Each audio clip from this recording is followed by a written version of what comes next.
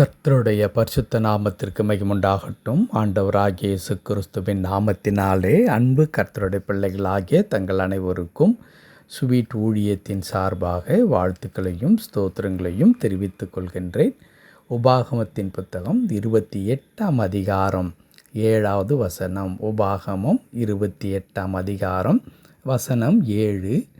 உனக்கு விரோதமாய் எழும்பும் உன் சத்துருக்களை கர்த்தர் உனக்கு முன்பாக முறியடிக்கப்படும்படி ஒப்பு கொடுப்பார்.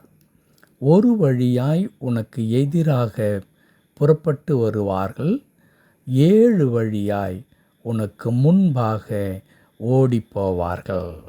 உனக்கு விரோதமாய் எழும்பும் உன் சத்துருக்களை கர்த்தர் உனக்கு முன்பாக முறியடிக்கும்படி ஒப்பு கொடுப்பார். ஒரு வழியாய் உனக்கு எதிராக புறப்பட்டு வருவார்கள், 7 வழியாய் உனக்கு முன்பாக ஓடிப்போவார்கள். அன்பு கர்த்தருடைய பிள்ளைகளே, அற்புதமான ஒரு வாக்குத்தத்தம்.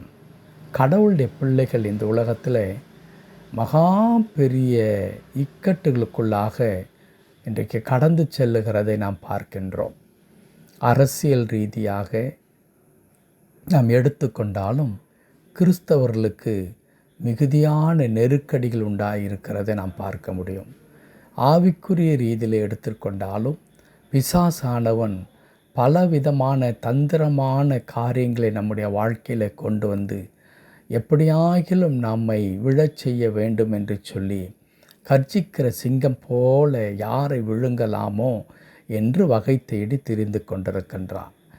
இவை எல்லாவற்றையும் தவிர்த்து நம்முடைய சொந்த குடும்பம், நாம் வாழ்கின்ற பகுதி, சுற்றி இருக்கின்ற மக்கள், பணித்தளம், தொழில் போட்டி என்று பல நிலைகளில் கடவுளுடைய பிள்ளைகள் இன்றைக்கு நம்மை விரோதமாய் நினைக்கின்ற மக்கள் மத்தியிலே தான் நாம் வாழ்ந்து கொண்டிருக்கிறோம்.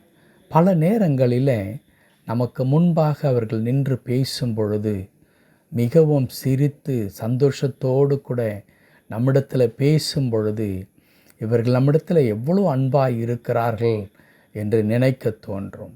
ஆனால் இதே நபர் சற்று நாம் விலகின பிறகு நம்மை குறித்து பேசுகிற வார்த்தையோ அல்லது நம்மை குறித்து அவர்கள் கொண்டிருக்கிற எண்ணங்களை நாம் கேள்விப்படும் பொழுது நமக்கு மிகுந்த கவலை அளிக்கின்றது. காரணம் என்ன?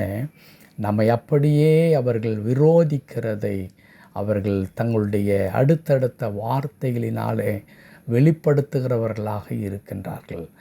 இப்படி கடவுளுடைய பிள்ளைகள் பல நிலைகளிலே நெருக்கப்பட்டு பிறரால் விரோதிக்கப்பட்டு பலவிதமான துன்பத்தின் வழியாய் கடந்து செல்லும் பொழுது கடவுள் அதை எப்படி பார்க்கின்றார் என்றால், மிக அற்புதமாய் ஆண்டவர் சொல்லுகின்றார், உனக்கு விரோதமாய் எழும்பும் உன் சத்துருக்களை கர்த்தர் உனக்கு முன்பாக முறியடிக்கும்படி ஒப்பு கொடுப்பா.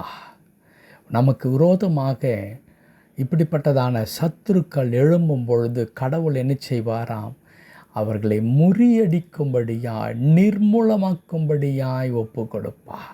ஆம், என் அன்பு கடவுளுடைய பிள்ளைகளே, கர்த்தருடைய பிள்ளைகள் இந்த உலகத்தில் அவர்கள் மிக சாதாரணமானவர்கள் அல்லவே அல்ல. நாம் சிலாக்கியம் பெற்ற மக்களாக இருக்கின்றோம். காரணம் என்ன? ஒருவரும் நமக்கு முன்பதாக நமக்கு விரோதமாக அவர்கள் எழும்பவே முடியாது. அப்படி எழும்புகிறவர்களை கடவுள் முறியடிக்கின்ற ஆண்டவராக, அவர்களை நிர்மூலமாக்குகின்ற ஆண்டவராக அவர் இருக்கிறார்.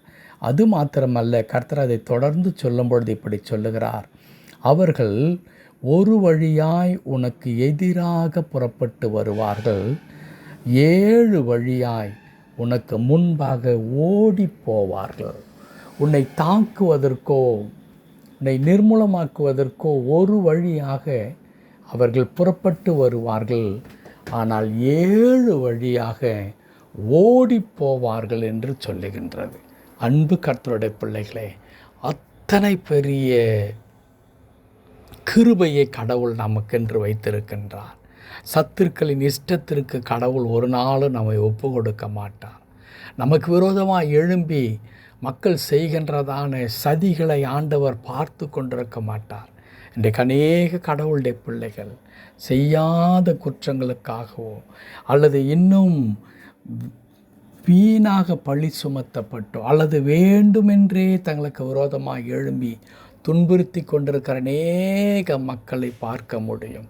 அப்படிப்பட்ட பாதையில் கடவுளுடைய பிள்ளைகள் இன்றளவும் கடந்து சென்று கொண்டிருக்கிறார்கள்.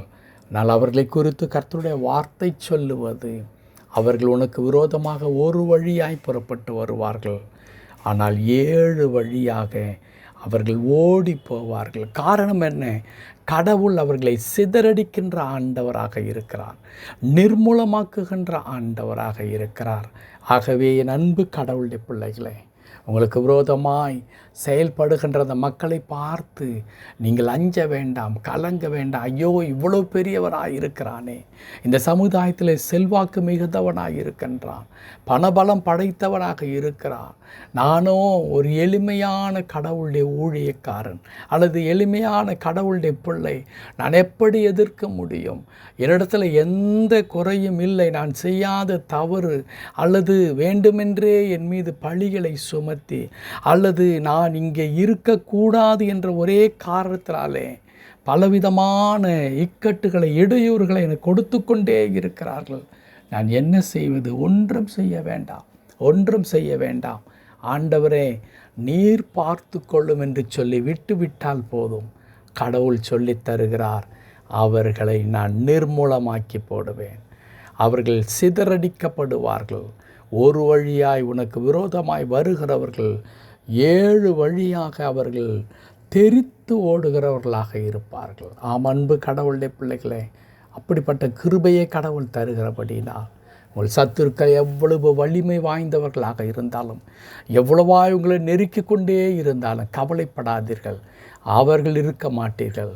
கடவுள் உங்களை இங்கே வைத்திருக்கிறாரோ அதே இடத்துல ஆண்டவர் உங்கள் தலையை உயர்த்துவார். கடவுள் தாமே அப்படிப்பட்ட மாபெரும் கிருபையை உங்களுக்கு தந்து உங்களுக்காக அவர் வழக்காடி அவர் நீதியை உங்கள் பக்கமாக விளங்கச் செய்வாராக. ஆமென், ஆமென்.